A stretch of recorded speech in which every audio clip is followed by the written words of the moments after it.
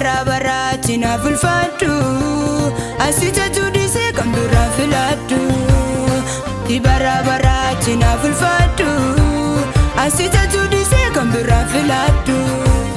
Olola mandara taa'ee nageeffadhu dhugaa kennaaf galee akkasi jaaladhu. Dhugaa kennaaf galee akkasi jaaladhu.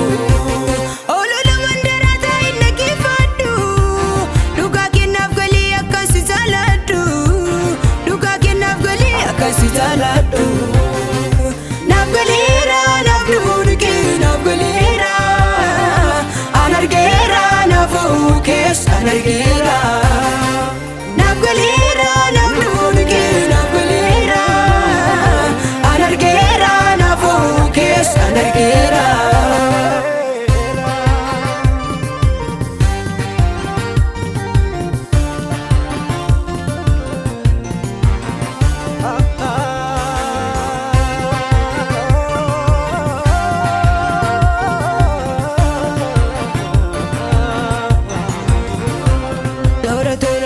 Dubbadha oolmaa kee callisuun danda'u danuu gaarummaa kee. Afaan qabadhee onneen na tasaasa galata afaan guutee siifan dhangalaasa.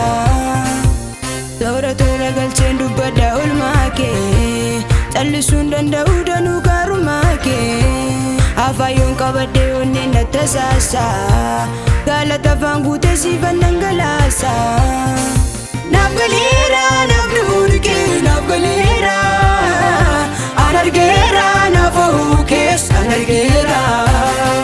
Naaf galeera naaf nuunike naaf galeera anargeera naaf kees anargeera.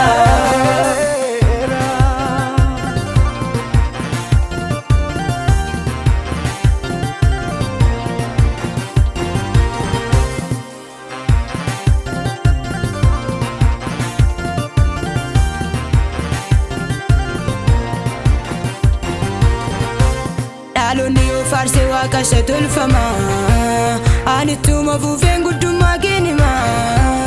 Oolmaan qaraanii yoo callan jechisiisu yeedaloof galataan dhufeera si faarsu. Dhaloonni yoo faarsee waaqa isa tolfama anittuma fuufeen guddummaa kennima. Oolmaan qaraanii yoo callan jechisiisu yeedaloof galataan dhufeera si faarsu.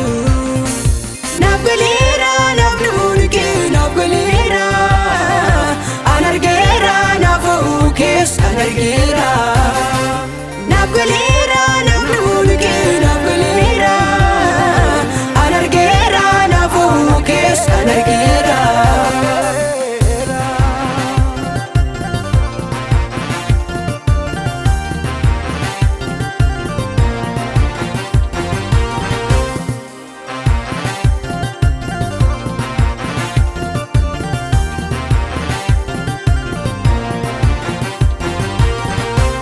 Jaalala koof jecha fannoo gubbaa oolte du'a na oolchuudhaaf qooda koo baramte.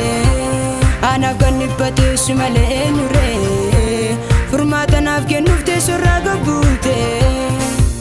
Jaalala koof jecha fannoo gubbaa oolte du'a na oolchuudhaaf qooda koo baramte. Anaaf kan dhiphateessu malee eenyuree furmaata naaf kennuuf teessorraa gabbuute. Naaf galeera naaf nuunike naaf galeera anargeera naaf kees anargeera.